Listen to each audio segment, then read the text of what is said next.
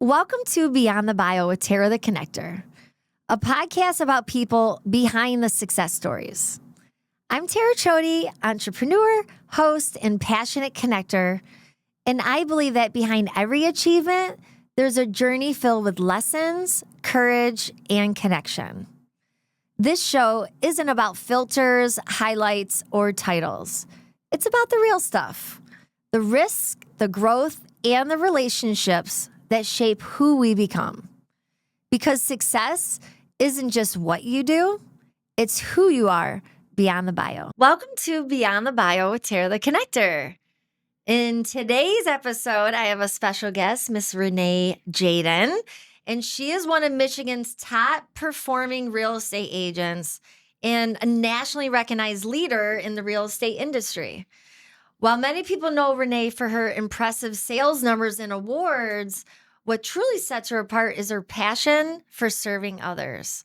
Her journey from corporate leadership into entrepreneurship is a story of faith, discipline, resilience, and discovering her true calling.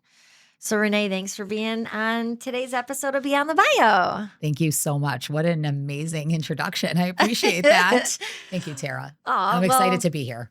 Well, thank you for being here. And I know we first met during you being interviewed to be in a Real Producers publication as a rising star. And then you've been crushing it.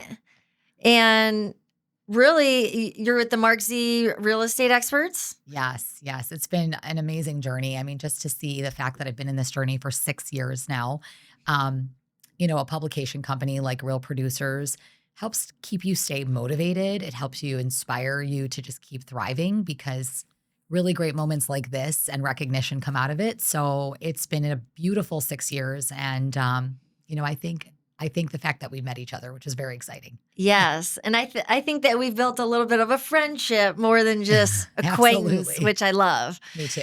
So tell the viewers a little bit about how did you even get into real estate? 6 years you've been doing it. What did you do before real estate? Let's go a little bit into your backstory. Absolutely. So it's quite interesting. For over 25 years, I have been in the retail industry. And I worked for companies such as Nordstrom since I was 18 years old. Right after that, I was recruited for the Henry Ford Museum. And then after that, I also ran the designer department and club for Saks Fifth Avenue. Went back to Nordstrom, to my old stomping grounds, just because I felt that connection with the level of service that they stand for. So I felt like my mind was very aligned with that. Worked there for so long, learned everything. I truly believe like what I know today really came from like the school of Nordstrom. All the leaders that supported me there, their training was incredible. Then COVID hit in, of course, 2020.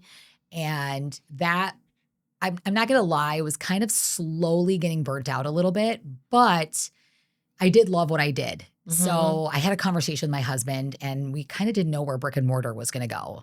And that was an opportunity to maybe shift my career. And some of the things that came out of it was, okay, what can I do to be an entrepreneur? I think it's time for me to run my own business. And it's interesting because my husband's like, well, maybe you should do real estate. And I was like, well, maybe I should do mortgages. Maybe I should do real estate. But I realize I'm more of a front-facing person. And while mortgages are always out in front of clients in some way, shape, or form, I believe real estate agents are even more further and in front of clients, whether it's a listing or on the buy side.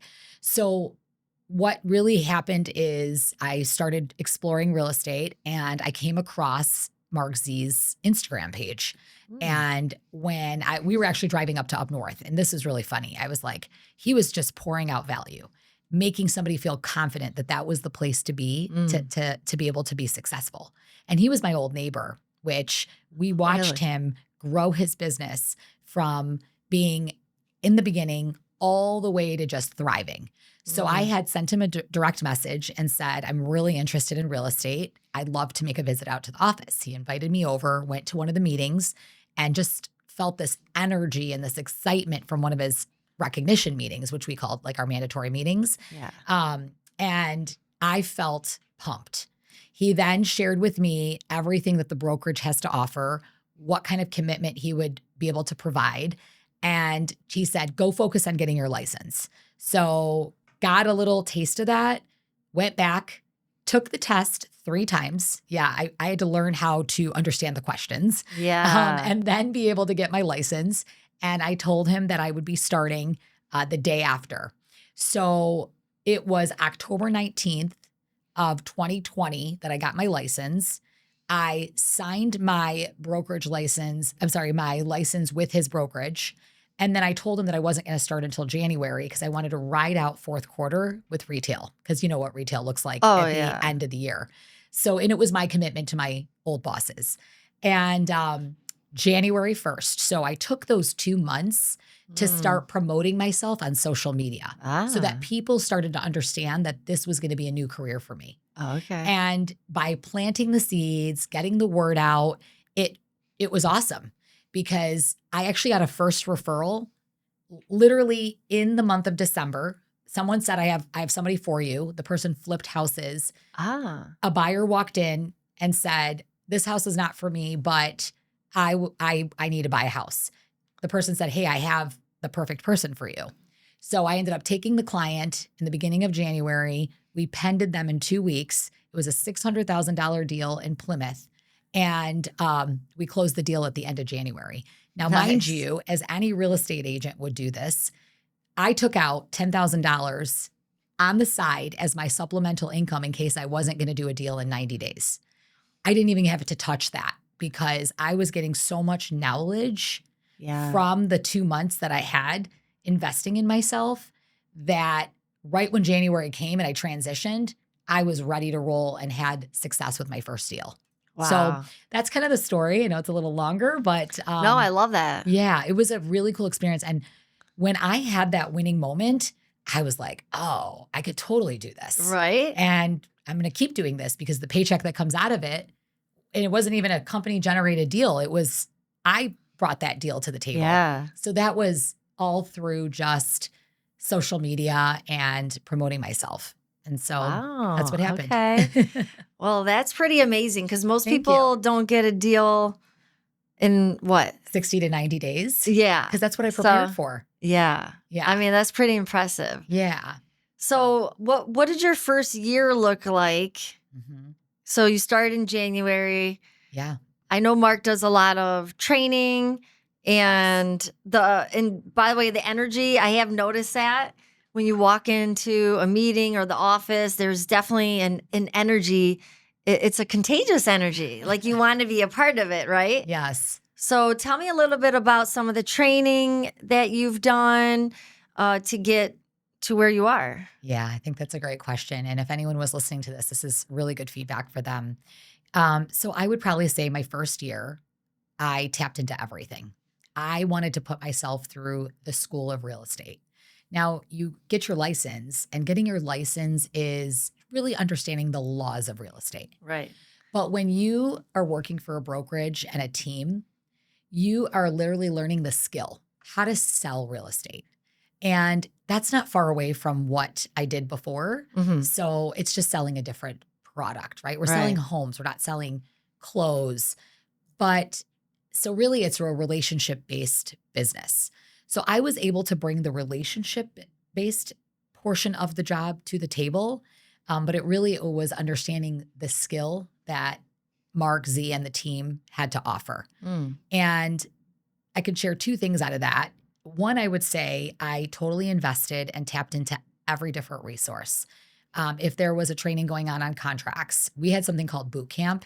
And for 2 weeks, it was really going over negotiations, listings, buy side, everything. And I remember one thing that we also did was a 7:30 role play call. And it was in the Monday morning? through Friday, 7:30 in the morning. Okay, I love it. So every morning I got onto that call. And then I met with Kurt Shewell, and Kurt Shewell helped me develop a really good plan on how to be successful. And I said, well, listen, I'm coming from a very large salary, and I have a really, I would say, a very bougie life. Like I like it. I like to do my thing. I'm very comfortable with what I spend. Yeah. And so I need to make the same numbers. And he said, Renee, let me tell you how your schedule should go. you should start off in the morning, 7:30, jump on the role play call, participate, role play. And then at 8 o'clock in the morning, you need to jump on the dialer. And the dialer are resources that the company has to offer. And they are people that were either, for sale by owners, expired listings, maybe transitioning into another agent. So people that were Okay. looking to sell in the past and maybe wanting to sell, still, but just Yeah. didn't have the right agent or just not ready at that moment. And he asked me, do you want to be a buyer's agent? Do you want to be a listing agent? I said, I'll do whatever drives money. Yeah. But listings does seem like something I would want to do because you literally go, you meet and greet one time, maybe even twice. And once you sign the listing, now it's focusing on selling it. So that would make me and allow me to be able to really balance my life with my kids. Mm. And rather than showing properties at all sorts of the day, Mm-hmm. that could create a lot of, time spent away from home. Mm-hmm. So 8 o'clock, jumped on the dialer, did it till about 12 o'clock in the afternoon. After that, he's like, you need a lunch, go take a walk, call mom, call husband, call kids. And then if you don't have any appointments for the afternoon, then you should be dialing again. Mm. So I would dial again. And he's like, and if you don't have any appointments even after that, you should maybe dial in the evening around 5 or 7 o'clock, 5 to 7. So I was setting up appointments, 6 to 8 appointments a day. Wow. And the thought process was if you scheduled 20 appointments, you should look at that as 50% of those may or may not happen.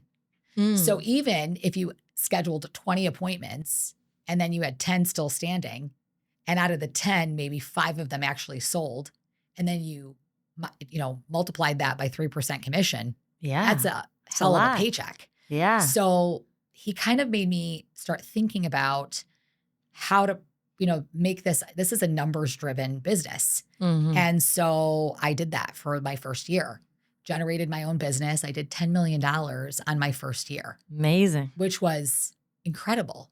And it motivated me. And then they were like, okay, well, what are you going to do next year? So then I remember I did about 13 million. I want to even say 15 million. The third year I did 18 million. The fourth year I did 24 million. Gee. And mind you, what started to happen is I started generating more business through my sphere Yeah. because I was sharing my success through the social media platform. Yeah. So the other tip that I received from the team was that you need to build the presence that you're a real estate agent. So when you walk into a room, people understand that that's Renee and she's a realtor. You may not be going in thinking that that's what you want to do, but you want them to see you that way. Mm. And so that was my goal. My goal was to make people understand that I'm a realtor, but beyond that, I'm a problem solver and I can help you sell or buy whatever you're looking for or help you reach your goals. Wow. So yeah, that's the story. Do you have any clients that have really left a mark on any unforgettable clients? I would probably say it's funny. I've had quite a year so far. Okay. And I think it's safe to say this. I think every realtor knows this right now. The market has changed. Yeah, It's a little definitely. different than when we started. I mean, COVID, everybody was just selling houses and the market was at its peak. Right. But what's been interesting in this real estate business is that I notice when things are softer, Yeah. more problems occur. It's really crazy to me. I have no idea why. I don't know if people are like more laxed. They don't care as much, but I have to say Right. I've had a couple of deals that have been very, very unique. I probably would say my most recent one, very, very interesting. We got all the way to the closing table. Come to find out that he had somebody in his life that had put a lien of interest on his home. And Oh. he had to come to the table getting rid of a $250,000 lien. But the client shared but didn't share. So that was kind of a situation where it didn't close, but it's going to close. So I would probably say I've had 2 complex situations this year, but have challenged me because most realtors could give up, but the answer always is, okay, how do I think outside the box? how do I help this person get further? If they were to detach from me today, what are they Yeah. going to turn around and do? Are they going to utilize me? Are they going to go do something else? But why don't they do that with me? So I had another deal. This was actually interesting. Sold a property and got it under contract. Come to find out, the township says it's buildable, but the state says it's wetland. Oh. And it was a 40-year-old, like the person had owned the property for 40 years and had inherited. So it was really interesting. We could have just said goodbye, but we decided, I was like, let me call the state, contacted the state. Wow. The state said, here's what you need to do. You need to do something called a wetland delineation, and you need to get your buyer involved. We'll get someone to walk the field, understand where the wetland is, what the buildable areas are, and be able to form a survey for you so that you can present it to new buyers. So my client and I did this together. I found a company and we were able to get a wetland delineation done. The buyer did pay for it. He's like, I gotta sell this thing anyway. So I gotta eventually have this for the future. Got that done. We now have a couple of buyers that are looking at the property. We did have to part ways with the other deal because they were just kind of dragging us and weren't serious. But most importantly, my client was so happy that we had clarity around the property that he had, which got us closer to presenting this to another buyer in a way that they can purchase it in the future. So yeah, I think what I've just noticed is the people that are kind of coming at us are coming with some loaded scenarios. And the loaded scenarios, this is where people might think the job's getting harder. But it doesn't get harder if you truly want to help people. And you have to go in with your heart. Go in with your heart, roll up your sleeves. If it means you walking the property, if it means finding the resources, if it means contacting your friends to get you the right person, you are in a business of helping others and solving problems. So do what it takes and people will love you for it. Yeah. Wow. You are a fighter for your people. 100%. I love it. I love it. That's what God signed me up for. Aw.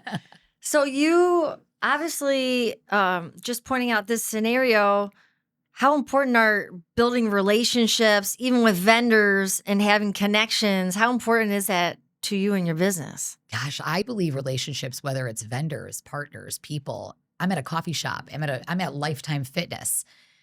It's so important to, one, smile, project a great energy, and learn one thing about that person that you wouldn't have known. Yeah. Make people feel special. It's the result of what happens from just being yourself. And it's very, very important because when you need someone, and you're not walking in with that type of motive, you're walking in with truly just being a kind person, understanding that you care deeply more about that person and that you thrive off of relationships. So any person that I encounter, I want to make sure that they feel that energy. And if I'm doing like a one-on-one with somebody, I want that person to feel so special. I want them to feel that I value them and I found something about them that I do value. And I believe that leads to connection, and connection now leads to people wanting to help you more.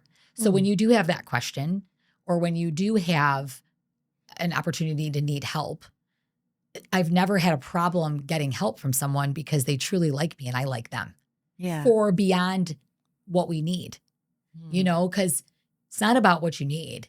It's not about using people. It's about understanding that you value who they are and what they do and what kind of contribution they can be to your life to help other people. And when you start with that, then people want to do business with you. You should lead with you and not lead with your motive. I like that. Yeah. Now, your drive and kindness, have you always been like this? Had to drive and just been driven like this? Where does that come from, or who has motivated you? That's like such a heartwarming moment right now. You just said that to me. I got to tell you, like, my parents are always great. My dad was a server. My dad served the church for 30 years. Oh, wow. I have goosebumps thinking about it because he's not around, but he's always been someone that has always shared with me that you should always help people. And he's always in the back of my head saying, Renee, make sure that you're always kind and that you're always doing something to help somebody else. And I think that came from my dad. I Oh. really, really do feel that way. I mean, my dad served the church. He always did it. He did it voluntarily. He never did it for something that he wanted. Really? And I think that when we think about serving like our purpose is what I'm a faithful person. So God put us on this earth to serve other people, to help other people, because who do those other people have? Those people don't have anybody else. We are the ones that want to do that. So when I can help someone solve a problem, I feel that I had a great successful day that day. You know, I had a friend of mine who reached out to me, and she's cute. She's a doctor. She reached out. She said, "Hey, can you send me 5 vendors that you use for a party?" And so I sent her a message. I'm like, "Here's my coffee person. Here's this person. Here's this person. Here's this." Okay. Literally just was like, she's like, "Thank you," in big capital letters. And mind you, I have no motive of anything else. Mm-hmm. All of a sudden, one day she sends me and starts a group text and says, "Hey, I want you to meet my friend. She wants to buy a house, and I'd love for you to help her." I wasn't looking for that. I was just looking to just help her. Mm-hmm. But they remembered, they don't forget. And all of a sudden you're getting business without even asking for it. So yeah, that's where that came from. Did you ever expect real estate to impact your life so much? No, but so it's really funny because I think really God put me exactly where he wanted me to be, because the feelings I get inside are irreplaceable. I got these moments when I was helping people in sales, or when I helped another manager become successful at what they did. I discovered a potential of growth, and that my potential was to help other people. But I wanted to do it on a magnified level, meaning rather than selling an outfit or teaching someone how to sell an outfit, I'm helping people make the biggest investment in their entire life, or selling the biggest investment in their life. And it's such a larger scenario that you are the dictator on how this experience is going to go. So the feeling I get is unbelievable. I never thought I would be in real estate. I actually thought that, like, am I ever going to pass this test? Like 3 times I took it. Yeah, I'm not a very good test taker. But once I got into this role, I know that this is my calling. This is truly my calling. I was meant for this. I love that. No, I mean, and it is crazy how life brings you different twists and turns, and sometimes can be better the older you get too. Yeah. Right? Yeah. I agree. And it's interesting because, you know, working in my previous job, it's interesting. I do feel that I have a little bit of a chip on my shoulder. And when you do have a chip on your shoulder, meaning not that this person or anybody else made me feel this way, but I felt that I could go further in my life with that company, with previous companies. But something was telling me that I wasn't getting there fast enough. And that was a true calling, that God was saying, "Hey, I think you need to do something more. So let's get out of what you're doing and let's do something else." And the moment that I did something else, I felt the reward through my, through the warm heart that I get off of helping other people, or the success that I've gained. So I do believe that a lot of people thrive in their job because they may have a chip on the shoulder. Maybe something bothered them in their previous career that they have something to prove. And sometimes I do feel like I have something to prove. So when that happens, it's like, the sky's the limit for you. And you might want to prove to everybody that you can do it. And maybe you didn't think I could do it, but I know I can do it. And so it's been an interesting roller coaster, because I did spend 25 years in the retail industry, and there was a lot of ups and downs there. A lot of success is not a straight shot to the top. It's a whole bunch of roller coasters, up and down. And it's the up and down that gets you to the top. And so I hope that answers a question. Definitely. Yeah, Now, you have 2 beautiful kids. I do. Obviously are married as well. And how do you balance it? Because you are a top performing real estate agent, And how do you balance everything in your personal life along with your business? Yeah. I mean, really, I've said this before in my on my social media. I live and die by my calendar. And when it's in there, I keep my commitments, I keep my promises. It's really important to do that. Am I perfect? Probably not. But am I 75 to 80% perfect? Possibly. Mhm. Maybe even 50%. I literally put everything in my calendar. So I'm still working on Mm. other areas of consistency. But in the last 2 years, I've really picked up a gym consistency Mm. and church. Okay. So I really feel like when I can put these things in my calendar and do the hardest part of my day in the morning, Mm. it really allows me to start sprinkling that into other areas. So, being in my mid 40s, it's so important for me to be on a routine because I feel like I thrive better that way. So, Mm. I do the same thing pretty much like Monday through Friday. I wake up really early. I am up at around 5 a.m. in the morning. I'm at the gym by 6 o'clock. Nice. I do have some later days where when I'm not in the classes, and once I'm done with that, I come home, shower, change, and I'm off to the office. Now, there are times where I get sidetracked and I'm like, I have to remember, but I have some great leaders in the office that keep me to my promise. So if I'm Mm. not in the office that day, people are asking about where I am. So that helps me, sometimes I don't derail. I'll get right back into the office again. Yeah. And I realize when I do that office time, I can thrive in those areas.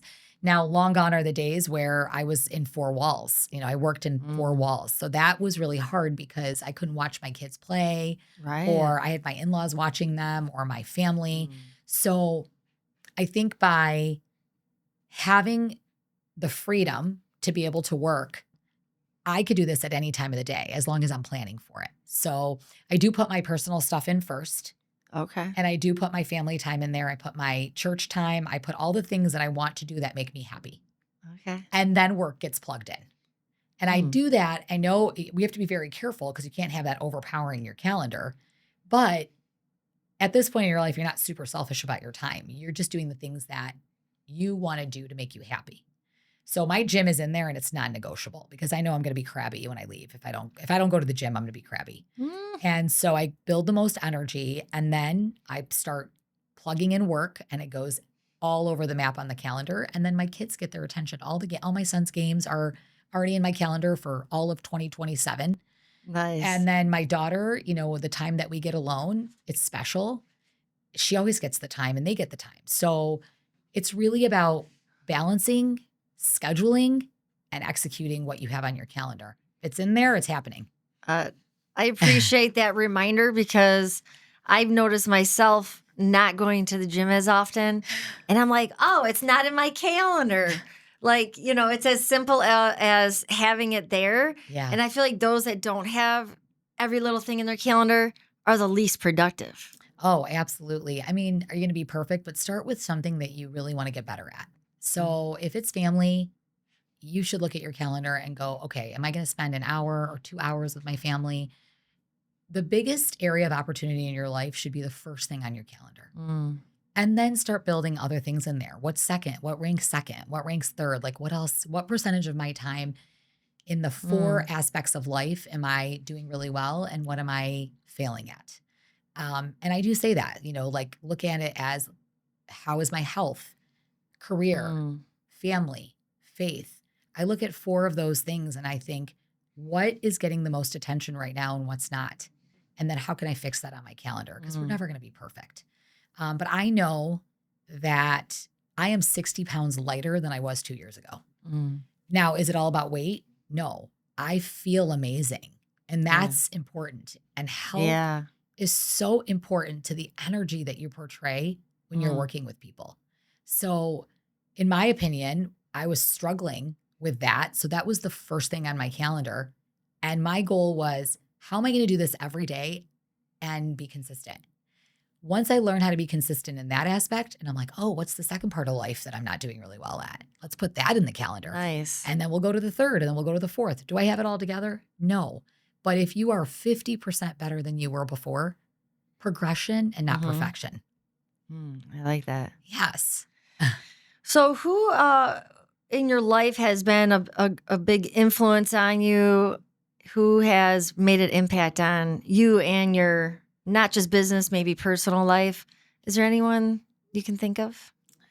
Gosh, yeah, I'm really lucky. I have multiple people in my life that probably help me. And I guess I could start with my husband. Aw. My husband is a huge supporter of everything I do. He is pushing me to just do my own thing. Like he never like, he trusts the process. He's very like involved. And what I mean by that is like, he'll give me some advice or he'll tell me from a business aspect. Yeah. I've got some people that are at the gym that motivate me. I've got a great trainer. She's awesome. In the last 2 years, I was like, Missy, I need those arms. How do I get those arms? She's like, I got you. This is what we're gonna do. I'm like, I have really great friends. I have a couple of girlfriends of mine that have pushed me to pursue my goals and get out of what I was doing before. And then I have 2 amazing leaders like Mark Z, who's been the biggest supporter, takes my calls, takes my questions any time of the day. Chad Apap, oh my God, like mentor from day one, taught me everything I know. Aw. If I didn't have these 2 leaders that are constantly pushing me, I don't think I would be where I am today in my business. And that's why I'm working on a team. People are like, oh, why aren't you working on your own? What do I need to work on my own for? I've got an awesome support system. I don't have to deliver a sign. I don't have to add a lockbox. I can literally have lunch with my daughter. I can watch my son's game and I can run my own business within this business. Right. So I'm very, very lucky. I've just got a great support system all around. But this all goes back to embracing every single person and Yeah. developing strong relationships with them. So I can't really pinpoint one person. Oh, It's yeah. really all these people that are around me supporting me every day. Yeah. So you work by yourself? So I work by myself, but I've got a team, meaning we have a team of people that support each other. So I've got a group of people within the team that I count on, and it's like a group chat, and they are my showing partners. And what I mean by that is, so I am a solo agent, like meaning I'm an agent on the team. So I'm running my own business. But if somebody asks me to go see a home at 7:00 at night and it's 2 hours away from the appointment, I can literally secure a person within that team within 15 minutes. Oh, nice. So we will always keep the appointment that the client can do. So we always want to accommodate them. So by working on this team, we've always got people available at all different times of the day that are ready to make money and ready to help. So that's how I can get to the closing table faster. Yeah. Because I would rather invest in someone else. I would split my commission or I would give them some sort of compensation for helping me deliver great service to my clients. Yeah. I like that. Yeah. So I have a few other questions, but I want to do like a little fast fire. Let's do it. We're ready. Some rapid questions here. All right. I know you're a morning person because you're at the gym, but you prefer coffee, espresso, tea, or energy drink? Oh, espresso all day. I love the foam on an espresso. Ooh. It's the best. Sounds good. Sounds good right now. Pickleball or golf? Ugh, I think I have to say golf right now, even though I'm not very good. I think I saw you playing pickleball. I think I saw a picture of So this. I did play pickleball, but I loved it for like the fall. Yeah. But I'm just loving the breeze, like on the golf cart. Oh, I'm loving yeah. the range. Not very good, but it's okay. I just love the experience. What's one book you would suggest others to read? Well, I love the Austin Chevron book, The Money Puzzle. That's been one I yeah. still am reading right now. I would suggest that. I think I would especially say that is a really important book for anybody in the real estate world. You watch a lot of stuff out there where people might be spending more than they're making, and don't manage their expenses very well. I've had the privilege of having him as my coach for a few months, and he is incredibly smart. And to learn how to financially budget in this world is so important. Or you could be spinning your wheels and realizing at the end of the year that you have $0. Right. Yeah, it's a big deal. So that's The Money Puzzle. The Money Puzzle by Austin Chevron. Austin, if you'd like to sponsor this episode, reach out. I'll let him know about this. Yeah. So what's one word your family would use to describe you? Oh, that's funny. I don't know. They could say mean. I'm just Oh kidding. no. I'm kidding. I'm kidding. That's a good question. Um, I would probably say like I'm pretty disciplined. Like I'm pretty disciplined. I don't know if they would use that word, but I like discipline and I like structure. Yeah. And I wasn't that person before. So it Mm. like impresses me that I'm this way now because I really wasn't that way. Uh. So I think if a lot of people that worked with me in the past are listening to this today, they'll say, who is that person? Yes, I'm doing a lot better with that. And when I kind of derail from my structure a little bit, I get a little annoyed because I Mm. was planning on that, Right. especially for somebody who uses their calendar. Right. And if I have to shift things around, I'm not going to say I'm not adaptive. I am adaptive and I am flexible, but it does bother me. So they might say Mm. I'm a little too disciplined or a little too structured. So how would you define success? Success is to me if I can help somebody solve their problem, if I can help them reach their goal, Mm-hmm. and I've reached, and there's a sense of accomplishment there, I know that that's successful for me. If I made somebody feel good because they left an interaction with me, Mm-hmm. if I get a text that someone says, I had such a great time with you, it's always great vibes. It's always this, like that. Like I thrive off of that. I Mm-hmm. thrive off of that. I thrive off of making people feel good and making sure that I was able to help them get where they wanted to get. Mm. That is like way more exciting to me than a transaction Yeah. or a number. Numbers are nothing. Feelings are everything. Mm. Feelings are everything. People will remember the way you made them feel.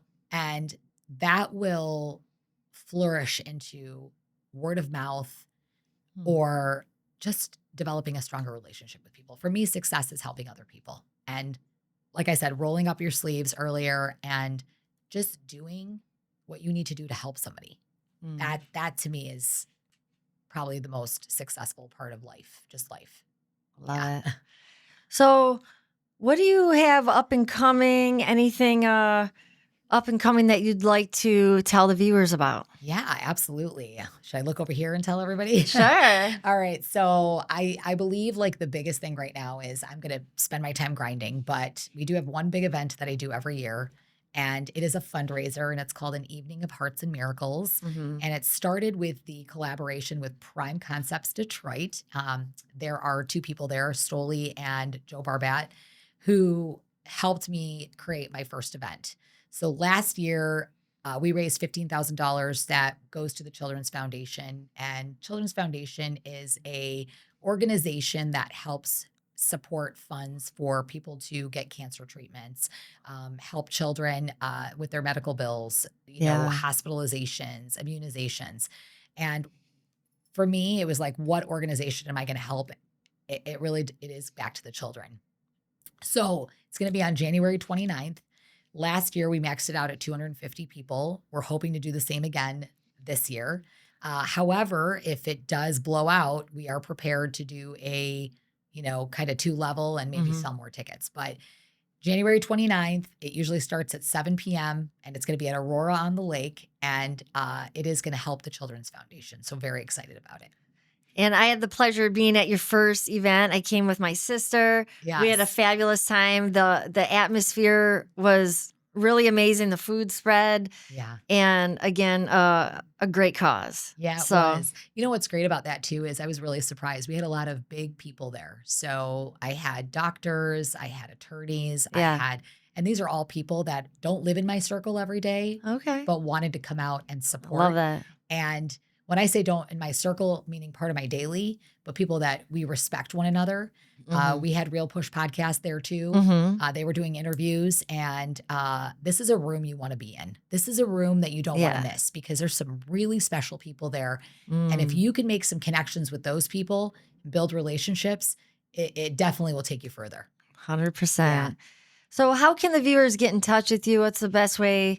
Socials, phone number, email. What's the best way for someone to get in touch with you? Yeah. So I'm a big social media. If you're on social media, I would probably say Instagram, Facebook. I would say you could Google me. You could also contact me on my cell phone, Mhm. text or call. I'll take either one. And yeah, it's Renee Jadan, Jadan. And I know, right? I was It's Renee thinking about Jadan. that. And just contact me and just call me like you're calling a friend.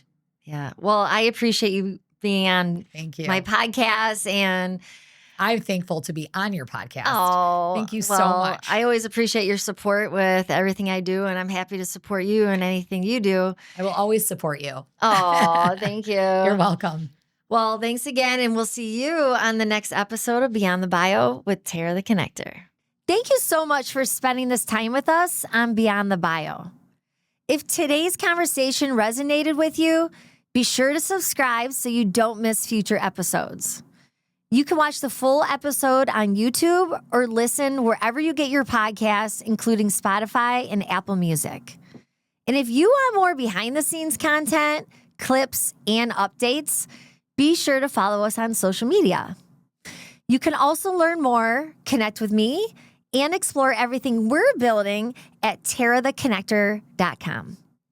Thanks again for being here. And remember, success isn't just what you do, it's who you are beyond the bio.